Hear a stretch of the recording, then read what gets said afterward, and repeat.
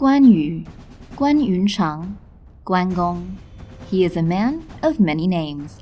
But whatever title this legend goes by, Guan Yu is one of the greatest legends Asia has ever known. He is the warlord who became a myth, the general who became a deity, the man who became a legend.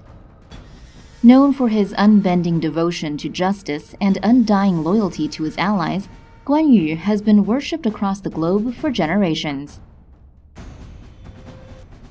Guan Yu rose to prominence during the Three Kingdoms era of ancient China, a period which ran from 220 to 280 AD. He was one of the Han Dynasty's 5 legendary tiger generals, a title afforded to the greatest warlords of the time. Tales of his exploits are romanticized in the novel The Romance of the Three Kingdoms by 14th century Chinese author Luo Guanzhong. Part myth, part history, this epic is one of Chinese literature's 4 great classic novels. But in modern times, the legend spread even further. Guan Yu can be seen in opera, film, movies, and, perhaps most famously, video games. Many came to know him through the popular Dynasty Warrior series, games based on the Three Kingdoms book. And with the release of Total War: Three Kingdoms just around the corner, even more are set to learn of the legend. In this Myth Story Special Edition, we'll take you through this warlord's greatest adventures. His blood, sweat, and tears. You'll learn not only his epic life journey, but also of the brothers he made along the way. All of this and more coming up in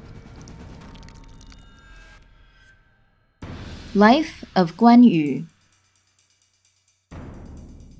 Guan Yu became a general under Liu Bei near the end of the Han Dynasty and contributed enormously toward the Liu Bei-ruled kingdom of Shu-Han, one of the era's 3 warring states.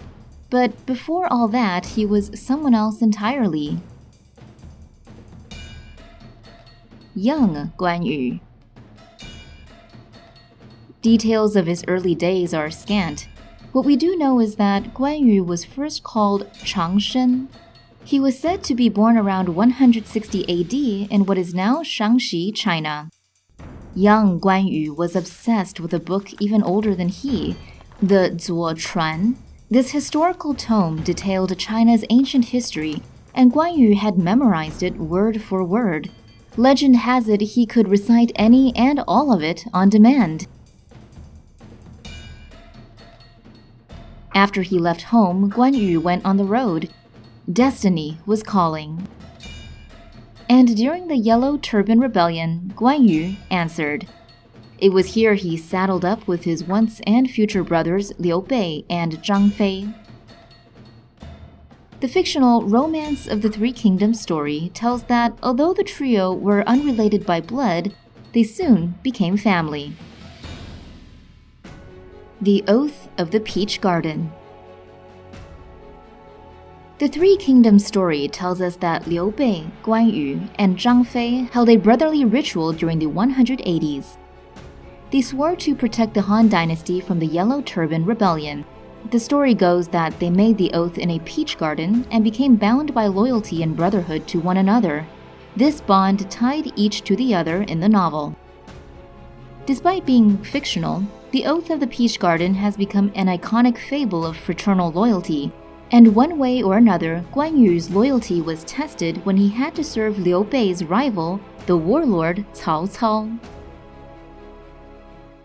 Guan Yu and Cao Cao. Cao Cao's army routed Liu Bei's forces when they took back Xu province from him in 200 AD. Guan Yu was captured and was made to serve under him. Nevertheless, Cao Cao admired his rival and gave him the rank of general. Guan Yu accepted his new post among the warlord's ranks, but remained loyal to Liu Bei throughout his service. Guan Yu was treated very well, and the legendary warrior knew this. So prior to leaving, Guan Yu returned the kindness by slaying an enemy general during the Battle of Boma in Cao Cao's name. Next, Guan Yu sealed all the presents he had received from Cao Cao and wrote his captor a letter bidding him farewell. Cao Cao admired Guan Yu's fealty to his lord and ordered his men not to give chase. Over the next 20 years, Guan Yu and Zhang Fei, under the command of Liu Bei, took control of southwest China under the banner of Shu Han. And what about that beard, right? Guan Yu's legendary facial hair is symbolic of the character. Traditionally, he is shown as a red-faced warrior.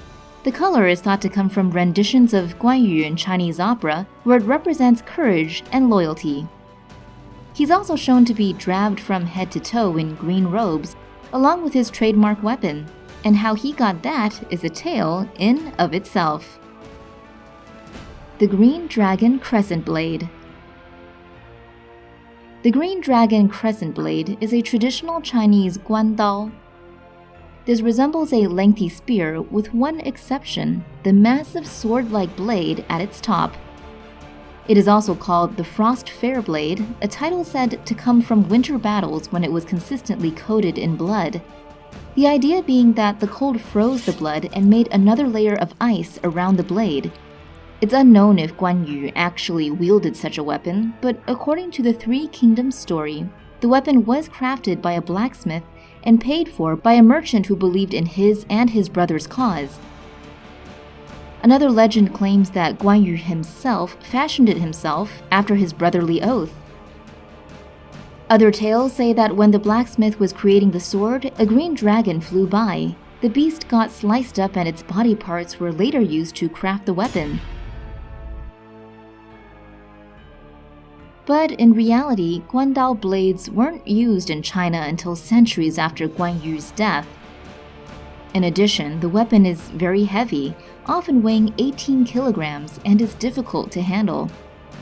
But according to the Three Kingdoms, Guan Yu held it in one hand. Mythical Guan Yu is indeed mighty. Legend has it that the warlord was hit by an arrow laden with poison once. The tip struck at the bone and the poison went deep. Guan Yu called in his healer and the news wasn't good. The healer cut deep and scraped the poison from his bones. But that didn't stop Guan Yu from having some fun. His men joined him for a feast and he drank and laughed as if nothing had happened. Mighty indeed, but invincible he was not. Guan Yu's death. Death caught up to Guan Yu around 220 AD when he was captured by a Wu dynasty forces general named Lu Meng. He worked for the warlord Sun Quan and took control over a city Guan Yu ruled. Lu Meng told his troops to treat the populace well after Guan Yu's men had given up the fight and fled the field. Not long after, Guan Yu was executed and his head was said to have been sent to Cao Cao. It is said that the warlord gave his old friend a funeral with full rites. Guan Yu may have been gone, but it was in death his legacy found new life.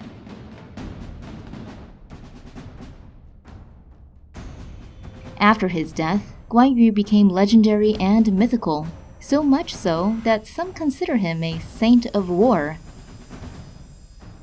In the time that followed the Three Kingdoms period, Guan Yu became a figure of worship and to this day remains so. In Chinese Buddhism, Guan Gong was said to act as the protector of the Dharma Bodhisattva. He also holds special places in traditional Chinese religion, as well as in Taoism and Confucianism. Temples and statues dedicated to Guan Yu can be found across Asia and elsewhere. He's considered a defender of the weak, but also as a god of wealth and is worshipped by businessmen. He is also believed to be a protector of companies from fraud and ward off other evils. But not only businessmen, politicians, military officials, police officers, and even gangsters such as the triads all look to him for protection. This all perhaps is best seen in another title bestowed upon him long after he was gone. This was 人勇威贤，护国保民，君臣虽敬，义赞宣德，忠义神武，关圣大帝. This 24-character title translates to Guan, the holy great deity, god of war manifesting benevolence, bravery and prestige, protector of the country and defender of the people, proud and honest supporter of peace and reconciliation, promoter of morality, loyalty, and righteousness. Guan Yu is revered.